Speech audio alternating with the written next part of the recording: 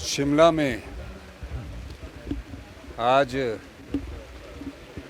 मेरे द्वारा वन उत्सव के बारे में जब चर्चा हुई तो मैंने कहा कि शिमला से मैं काउंसलर रहा हूँ और खलीनी वार्ड से मैं अच्छी तरह परिचित रहा हूँ, तो वन महोत्सव हम खलीनी वार्ड में मनाएंगे और खलीनी के कनलोग में एरिया में लगाएंगे। पहले ये वार्ड इकट्ठा ही होता था और आज हमने देवदार का पेड़ लगाया है। आप सब यहाँ आओ और ये ऑनलस लो।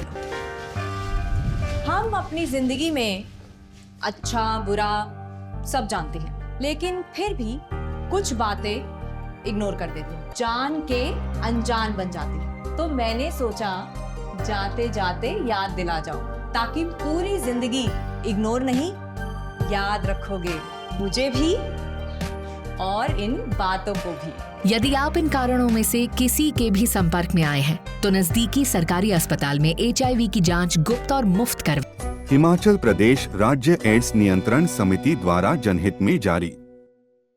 वनों के प्रति हमारी सरकार की जो सजगता है, वनों के प्रति जो हमारे प्राकृतिक प्रेम है, उसको बनाए रखने का हम आह्वान करते हैं। वनों को काटने पर हमने बहुत बड़ी सख्ती कर रखी है और निश्चित तौर पर वन ही हमारे एक ऐसी पर्यटन को बढ़ावा देने के लिए ऐसे वन क्षेत्रों का विकास करना है और इको टूरिज्म के रूप में विकसित करना है। तो आज हमने पौधारोपण किया है। आज से ही राजीव गांधी वन संवर्धन योजना की शुरुआत कर दी गई है। राजीव गांधी वन संवर्धन योजना क्या है? राजीव गांधी वन संवर्धन योजनाओं में महिला मंडलों की भागीदारी हो, हमारे युवा मंडलों की भागीदारी हो, और जो 50 बीघे में या 25 बीघे में वन लगाएगा, 25 बीघे में वन लगाने के लिए जो पौधे हैं वो वन विभाग देगा महिला मंडलों को, युवक मंडलों को, और उन पौधे लगाने के भी पैसे 1,20,000 रुपया 1,20,000 रुपया 25 बीघा जगह पर दिया जाएगा 1 हेक्टेयर के लिए। और दूसरा, उसको जब अगले साल वो जिस जगह वन विभाग ने भूमि चिन्हित की होगी, उसका सर्वाइवल रेट देखेंगे कि अगर 100 पौधारोपण हुआ, 50 पौधे भी जीवित रहते हैं तो उनको अगले साल 60,000 रुपया मिलेगा। 1,60,000 रुपये यानी 1,00,000 रुपया मिलेगा। और उसके बाद 5 साल तक वो महिला मंडल उस वन को संरक्षण रखेगा, सुरक्षित रखेगा। संरक्षण प्राप्त महिला मंडल का होगा, उनको पैसे मिलते जाएंगे और वन विभाग की निगरानी में उनको पैसे देने का कार्य की शुरुआत आज राजीव गांधी वन संवर्धन योजना के माध्यम से की गई है। इससे युवा मंडलों के पास पैसा हाथ में आएगा, महिला मंडलों के पास पैसा आएगा, स्वयं सहायता समूह वालों के पास पैसा आएगा। तो इस प्रकार और अधिक वन का विस्तार होगा और वन के प्रति जागरूकता बढ़ेगी। जब महिला मंडल पौधे लगाएगी, हमारी युवा मंडल पौधे लगाएंगे, और फिर उन पौधों को बचाने का दायित्व भी उन पर सौंपा गया है और उन पौधों को बचाने के लिए भी पैसा उनको मिलेगा, तो निश्चित रूप से हमारे जंगल का जो एरिया है वो बहुत अधिक बढ़ेगा। रात कुल्लू के एरिया में क्लाउड बर्स्ट हुआ है। किन्नौर से भी ऐसी खबरें आ रही है, लाहौल स्पीति से भी ऐसी खबरें आ रही है। पहले हमने किन्नौर और लाहौल स्पीति में ऐसे कभी नहीं देखा था। ये कोल्ड डेजर्ट है, यहाँ बारिश नहीं होती थी। बारिश ने जिस प्रकार वहाँ तबाही मचाई है, तो ये निश्चित तौर पर हम कह सकते हैं कि ये ग्लोबल वार्मिंग का असर है, क्लाइमेट चेंज का असर है।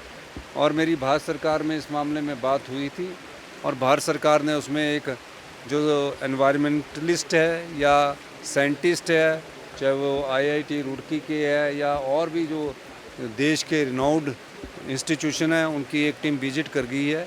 अभी आने वाले समय में वो साइंटिफिक स्टडी करेगी और क्यों क्लाउड बर्स्ट हो रहे हैं, इतने ज़्यादा क्लाउड बर्स्ट क्यों हो रहे हैं, उस बारे में वो पूरा अध्ययन करके जो भी रिपोर्ट सबमिट करेंगे उस आधार पर हम अगली कार्रवाई को करेंगे। इसकी बात मैंने भी की है और नड्डा जी के नेतृत्व में जो भारतीय जनता पार्टी के विधायक दल के नेता गए थे, चारों MP गए थे, वो भी तब गए थे कि स्वराज में आपदा आई। 2023 में जब कांग्रेस पार्टी की सरकार ने विधानसभा में चर्चा में प्रस्ताव लाया, प्रस्ताव भी भारतीय जनता पार्टी के द्वारा लाया, उस समय तो 2023-24 में जब अत्यधिक नुकसान 10,000 करोड़ का हुआ था, तो उस प्रस्ताव के पक्ष में वोट डालने के लिए, जो आपदा प्रभावित परिवारों को वोट डालने के लिए, उस समय इन्होंने वॉकआउट किया।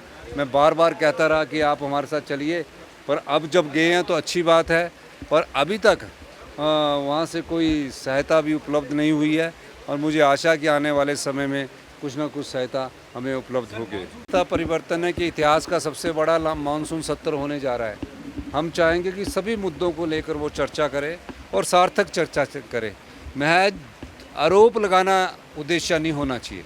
तर्क के साथ, साक्ष्य के साथ आपको बात करनी चाहिए और निश्चित रूप से मैं चाहूँगा कि अगर वो प्रदेश को आत्मनिर्भर बनाने के लिए अच्छे सुझाव देंगे, हम उन सुझावों को उनके सुनेंगे। और ये विपक्ष के लिए होता है विधानसभा सत्र, और विपक्ष का काम ये ना हो जाए कि हर दिन ही वॉकआउट कर दे। वॉकआउट से एक दिन की न्यूज़ तो बन सकती है, लेकिन प्रदेश का उत्थान नहीं होता है। तो निश्चित रूप से वो अगर अब जो भी मुद्दे उठाएंगे, हम विपक्ष को ज़्यादा समय देंगे, लेकिन वो समय गवा देते हैं। वो क्या कहते हैं कि उनकी आपस की बहुत लड़ाई है, 5 ग्रुप है, और इसमें 5 ग्रुपों में लड़ाई इतनी ज़्यादा है कि कई बार जयराम ठाकुर जी बोलते तो कई बार दूसरा आदमी उसी विधानसभा में दूसरा हाथ उठा लेता है। और अभी विधानसभा का सेशन शुरू होना आपने देखा होगा, कोई हर एक अपने विधायक दल के नेता जयराम ठाकुर जी की बात सुनता नहीं है, तो वो हाथ खड़ा कर देते। तो स्पीकर साहब पसोपेश हो जाते कि मैं किसको बोलने का मौका दूं। जब वो बोलते कि अभी बैठ जाइए मैं मौका दूंगा, तो वॉकआउट करके चले जाते। तो वॉकआउट नहीं करना है उन्हें अपने स्थानीय मुद्दों को उठाना है, अपने विधानसभा क्षेत्र के मुद्दों को उठाना है और सब मुद्दों को उठाना है।